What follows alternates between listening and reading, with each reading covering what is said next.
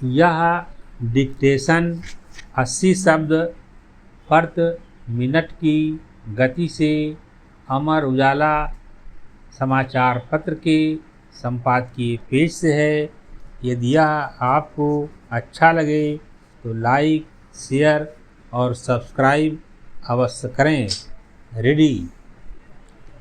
बांग्लादेश की NGO सरकार ने कुल 8 राष्ट्रीय दिवस रद्द कर दिए हैं। इनमें से 6 दिवस तो शेख हसीना की मां भाई आद के जन्म दिवस थे, जिन्हें रद्द किया ही जाना चाहिए था। शेख हसीना ने बांग्लादेश को अपने पिता का देश मान लिया था, इसलिए सत्ता में रहते हुए अपने परिजनों की सेवा में ही वह व्यस्त थीं। वह भूल गई थीं कि बांग्लादेश में राजतंत्र या परिवारवाद वैध नहीं है, लोकतंत्र ही वैध है। हालांकि तब भी मेरा मानना है कि 2 राष्ट्रीय दिवसों 7 मार्च और 15 अगस्त को रद्द किया जाना उचित नहीं। 15 अगस्त राष्ट्रीय शोक दिवस था, क्योंकि उस दिन शेख मुजीबुर रहमान और उनके परिवार के लोगों की नृशंस तरीके से हत्या की गई थी। पैरा 7 मार्च 1971 को शेख मुजीबुर रहमान ने जो यादगार भाषण दिया था, उसे सुनने के बाद ही लोग मुक्ति युद्ध में भाग लेने के लिए कूद पड़े थे। इस दिन को राष्ट्रीय दिवस की मर्यादा न देने का अर्थ है बंगालियों के अस्तित्व को मर्यादा न देना। 7 मार्च के भाषण आज़ादी की घोषणा, मुक्ति युद्ध, विजय लाभ, पाकिस्तान के शोषण से मुक्ति, बांग्लादेश का जन्म, ये सब किन्हें सहन नहीं होता। जाहिर है पाकिस्तान की सेना के विश्वस्त बंगाली रजाकारों को, उनके बच्चों और पोते पोतियों को इन लोगों का गुस्सा भारत पर भी है, क्योंकि बांग्लादेश को आज़ादी दिलाने में भारत ने मदद की थी। भारत के विरुद्ध युद्ध की घोषणा करने के बाद मूर्खों ने चुप्पी साध ली, क्योंकि उन्हें मालूम चल गया कि भारत को नाराज करने पर लाभ के बजाय उनका नुकसान ही होने वाला है। लेकिन वे मुक्ति युद्ध के समर्थकों को चिढ़ा रहे हैं, क्योंकि उन्हें पता है कि इसका उन्हें कोई नुकसान नहीं होगा। वे भूल गए कि सिर्फ अवामी लीग ही मुक्ति युद्ध की समर्थक नहीं है। पैरा रजाकारों और उनके समूहों को छोड़कर बांग्लादेश के तमाम लोग मुक्ति युद्ध के समर्थक हैं। रजाकारों के बच्चे और उनके नाती पोते यदि अब 21 फरवरी, 26 मार्च और 16 दिसंबर को रद्द घोषित करें तो मुझे आश्चर्य नहीं होगा। वे लोग अगर शहीद मीनार और स्मृति सौध को ध्वस्त कर दें तो हैरानी नहीं होगी। ये लोग अगर बांग्लादेश का नाम बदलकर इस्लामिक रिपब्लिक ऑफ बांग्लादेश या पूर्वी पाकिस्तान रख दें तो मुझे आश्चर्य नहीं होगा। अगर ये लोग 14 अगस्त को आज़ादी का दिवस मनाएं तो हैरानी नहीं होगी।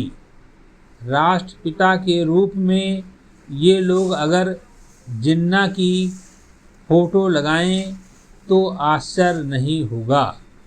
ये लोग अगर बांग्लादेश में शरीयत कानून लागू करें तो हैरानी नहीं होगी। अंतरिम सरकार के मुखिया मोहम्मद यूनुस के सहयोगी और बांग्लादेश की कथित क्रांति के सूत्रधार महफूज आलम की पहली बार फेसबुक पोस्ट देखकर मैं डर गई। उनकी पोस्ट में लिखा है कि देश की 1 इंच ज़मीन भी आवामी लीग या मुजीब समर्थकों के लिए नहीं है। वह कहना चाहते थे कि अवामी लीग नरसंहार की दोषी है। उसके लोगों ने आंदोलनकारी छात्रों की हत्या की है। इन सब का हिसाब होगा। हिसाब तो सबका ही होना चाहिए। जुलाई अगस्त की कथित क्रांति से जो जिहादी जुड़े थे उन्होंने तो पुलिस के लगभग 3000 जवानों का गला काटकर सड़कों पर उनकी लाशें उल्टी लटका दी थीं। इतनी बड़ी संख्या में पुलिस के जवानों की हत्या भी तो नरसंहार है। इन मामलों में भी न्याय क्यों नहीं होना चाहिए। पैरा महफूज आलम छात्रों की हत्या को तो नरसंहार कह रहे हैं, पुलिस के जवानों की हत्या को नहीं। 15 जुलाई से 8 अगस्त तक जो खून खराबा हुआ उसकी जांच न होने से संबंधित जो कानून अंतरिम सरकार ने पारित किया है मुजीब समर्थकों पर वह लागू नहीं होगा। सूत्रधार का कहना है कि बदला लेने की राजनीति वह करना नहीं चाहते, लेकिन विवश होकर करनी पड़ रही है। समाप्त।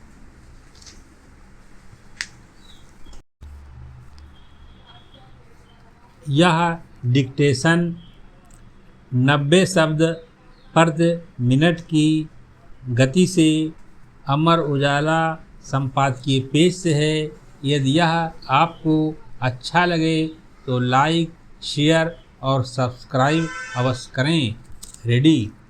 राजनीतिक अनिश्चितताओं के दौर में रूस के कजान शहर में ब्रिक्स समूह के 16वें शिखर सम्मेलन में दुनिया के दिग्गज नेताओं ने जिस सहयोग व एकजुटता का प्रदर्शन किया वह राहत देने वाला तो है ही, इसके संदेश भी महत्वपूर्ण हैं।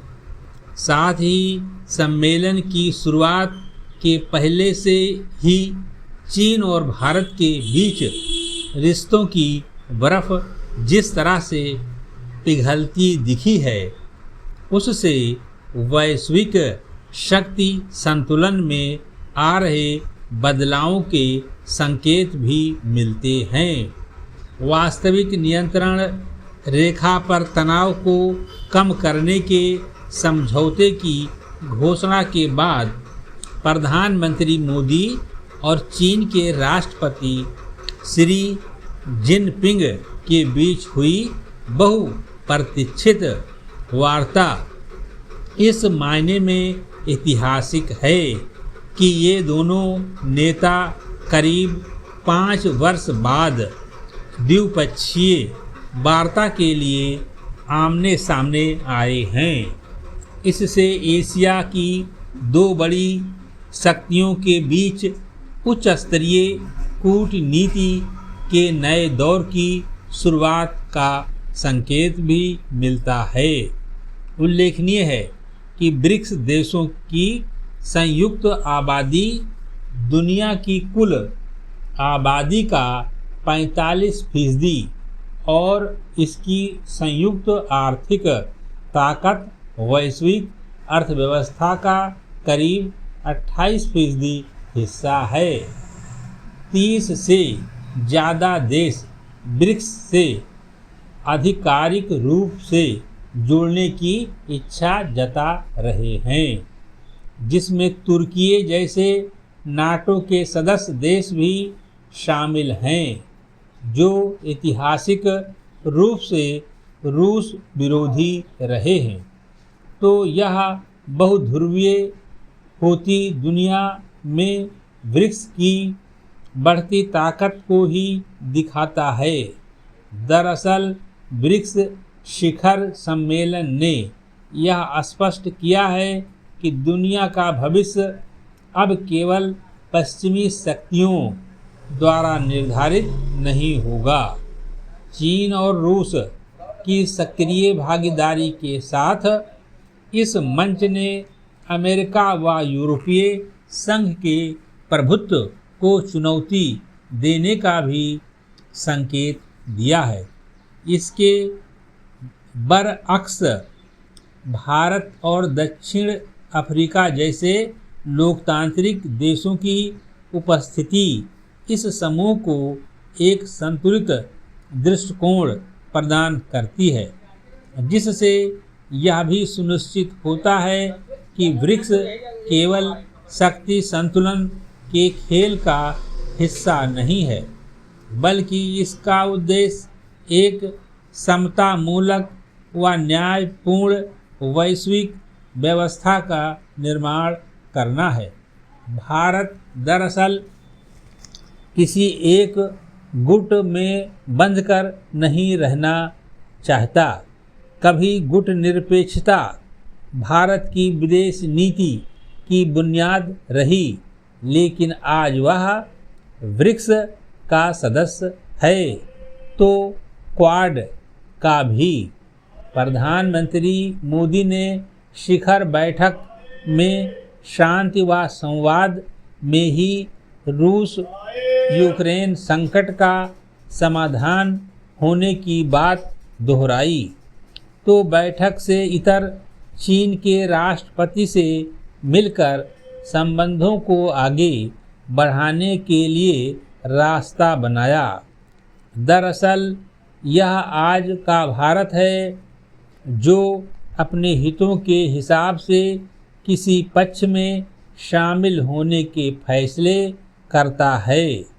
कजान सम्मेलन ने साबित किया है कि ब्रिक्स देशों के बीच सहयोग वैश्विक संतुलन को नए सिरे से परिभाषित कर रहा है, जिसमें भारत की भूमिका और महत्वपूर्ण हुई है। समाप्त।